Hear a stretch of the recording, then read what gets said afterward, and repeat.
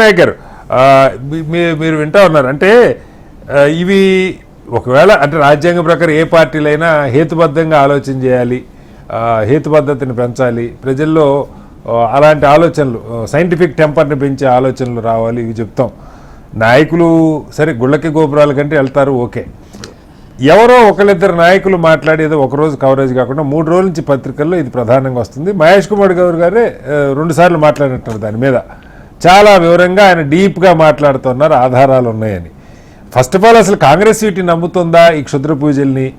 లేదు హరీష్ రావు గారు అలాంటివి హరీష్ రావు గారు ఒకళ్ళు నమ్ముతున్నారని మీరు అనే పని అయితే ఆయన చేసినట్టు ఆధారాలు ఉన్నాయి. ఆధారాలు అంటే అవి బయట పెట్టకుండా రోజు మీడియాలో ఈ పంచాయతీ ఏంటనేది ఒక పెద్ద చర్చ. తెలంగాణలో సమస్యలు లేవు, ఎల్లినో నీళ్లు నిజంగానే ఇవాళ 4 రోజుల నుంచి వర్షాలు పడుతున్నాయి, కానీ నిన్నటిదాకైతే అసలు సిటీలో మంజీరా నీళ్లు కూడా సప్లై తగ్గిపోయిన పరిస్థితి, నీళ్లు చాలా పొదుపుగా వాడుకోవాల్సిన పరిస్థితి, అనేక సమస్యలు ఉన్నాయి. మెట్రో మీద వాళ్ళు లోన్ ఇవ్వట్లేదు, మళ్ళీ ఇంకో ఇవన్నీ వదిలేసి మీరైనా బీఆర్ఎస్ అయినా ఈ క్షుద్ర పూజలు తాంత్రిక విద్యల పంచాయతీ ఏంటి?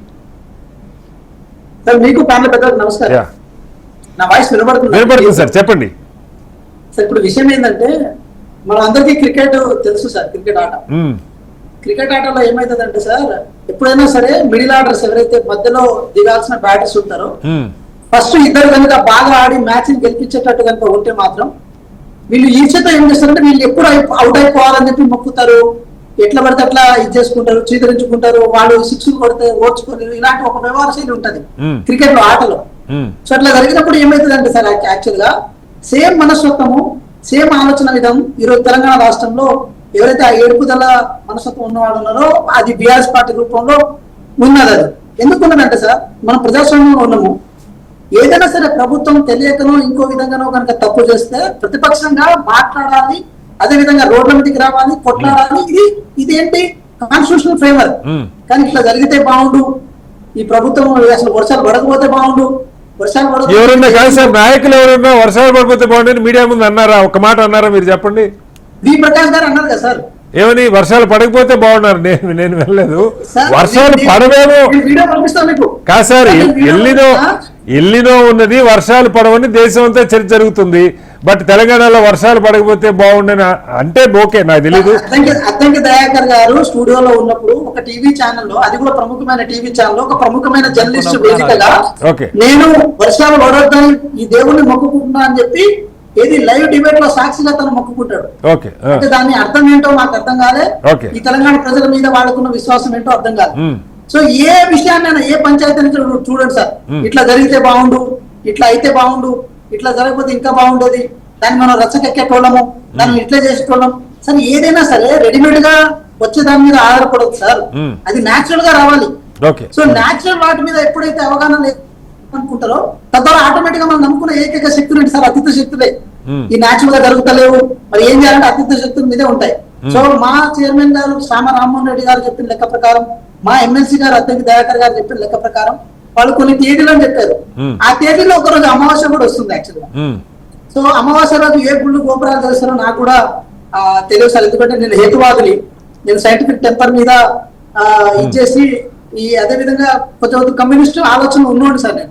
అమావాస్య రోజు గుళ్ళే మూసేయరులేండి, గుళ్ళు పూర్తిగా మూసేయరు, కాకపోతే వాళ్ళే గుళ్ళల్లో కొన్ని వేరే ప్రత్యేకమైన పూజలు చేస్తారేమో. బట్ నేనంటుంది అది కాదు వెంకట నాయక్ గారు, సంతోషం మీరు సైంటిఫిక్ టెంపర్ ఉందన్నారు. సైంటిఫిక్ టెంపర్ ఉన్నప్పుడు అసలు ఇలాంటివి మీరు నమ్మనే వద్దు కదా. మీరు కానీ పార్టీ కానీ, కాంగ్రెస్ దేశానికి స్వతంత్రం తెచ్చిన పార్టీ, మీరు చాలా చెప్పుకుంటారు. సైంటిఫిక్ టెంపర్ ఉండి ఈ క్షుద్ర పూజలు ఇవన్నీ నిజం కాదని మీరు నమ్మేవాళ్ళు పార్టీ కూడా నమ్ముతుంది అనుకుంటా, నాకు తెలియదు. ఎందుకంటే ఎప్పుడు మూఢనమ్మకాల్ని జాతీయ స్థాయిలో కాంగ్రెస్ పార్టీ ప్రమోట్ చేసినట్టు నేనైతే చూడలా. బట్ ఇవాళ ఇక్కడ చర్చ క్షుద్ర పూజలు చేశారని ఏదో ఆషామాషి నాయకులు మాట్లాడటం కాదు, ఎమ్మెల్సీలు, సీనియర్ నాయకులు, పార్టీ పిసిసి అధ్యక్షులు మాట్లాడుతున్నారు. చాలా సీరియస్ ఇష్యూ. ఒక కీలకమైన ప్రతిపక్ష నాయకుడి మీద ఆయన ఈ రాష్ట్రం నాశనం అయిపోవాలని క్షుద్ర పూజలు చేశారు, తాంత్రిక పూజలు చేశారు అని చెప్తున్నప్పుడు ఆధారాలు బయట పెట్టడం సమంజసం. ఆధారాలు బయట పెట్టకుండా దీని మీద ఆయన 2వ తారీఖు ఎక్కడ ఉన్నారు, మీడియాకి ఎందుకు చెప్పలేదు, మీడియాని ఎందుకు ఇన్వైట్ చేయలేదు, సోషల్ మీడియాలో ఎందుకు పెట్టలేదు, సోషల్ మీడియాలో ప్రతి పెట్టాలని ఏమన్నా ఉందా సార్? ఇప్పుడు ఓకే సార్, థ్యాంక్ యూ. నేను ఏమంటున్నా అంటే, ఒకటి ఇప్పుడు శివమొగ్గ, అదేవిధంగా తిరుచాలపల్లి, ఈ ప్రాంతాలు ప్రధానంగా దేనికి ఫేమస్ అనే విషయాన్ని పర్టికులర్ గా డివోషనల్ అంశాలతో ఎక్కువ ముడిపడి ఉన్న వాళ్ళకి చెప్తే అర్థమైతుంది సార్. ఉమ్, సో మేము కొంచెం నిజంగా చెప్పాలంటే ఈ మూఢనమ్మకాలకు అంత విశ్వాసాలకు పూర్తిగా సంపూర్ణంగా వ్యతిరేకం నేనైతే పర్సనల్ గా. ఓకే. సరే సార్, ఒకటి ఆ మంత్రాలు ఫలించాయని నేను అనను, ఫలించవు కూడా.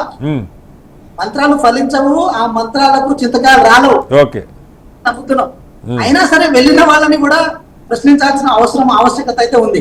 ఇప్పుడు ఏంటి, ఇప్పుడు ఇది అక్కడ కూడా మా కోలేషన్ గవర్నమెంట్ ఉంది, ఇక్కడ కూడా మా కోలేషన్ గవర్నమెంట్ ఉంది. సో మాకు కూడా ఒక ఇంటెలిజెన్స్ వ్యవస్థ ఉంటుంది. ఆయన ఒక డిప్యూటీ ఏమంటారు, ఒక deputy floor leader TRS party నుంచి, ప్రతిపక్ష నేత గారు బయట యాక్టివ్ గా ఉండకపోతే హరీష్ రావు గారి మీద నిఘా పెట్టారు. ఆయన అక్కడ ఏం చేస్తున్నారు అన్నది ఛాన్స్ లేదు సార్. కాదు సార్, హరీష్ రావు గారు తమిళనాడు కర్ణాటకలో వెళ్తే ఆయన మీద నిఘా పెట్టి ఎక్కడికి వెళ్తున్నారు, ఏ గుడికి వెళ్తున్నారు, ఏం చూస్తున్నారు, ఈ సమాచారం నిజంగానే సేకరించారా? సార్ ఒకటి నేనేమంటున్నా, అంత సంకోచితంగా ఆలోచించే మనస్తత్వాలు మాకు కావు సార్. కాకపోతే ఏ పెద్ద మనిషి అయినా రాష్ట్రం దాటి బయటకు వెళ్తారంటే ప్రోటోకాల్ డిపార్ట్మెంట్ కి చెప్పి వెళ్ళిపోతారు. అది ప్రత్యేకంగా ప్రోటోకాల్ డిపార్ట్మెంట్ సెక్రటరీ లో ఉంటది, ఆ డిపార్ట్మెంట్ ఎన్రోల్ చేసి వెళ్ళాలి.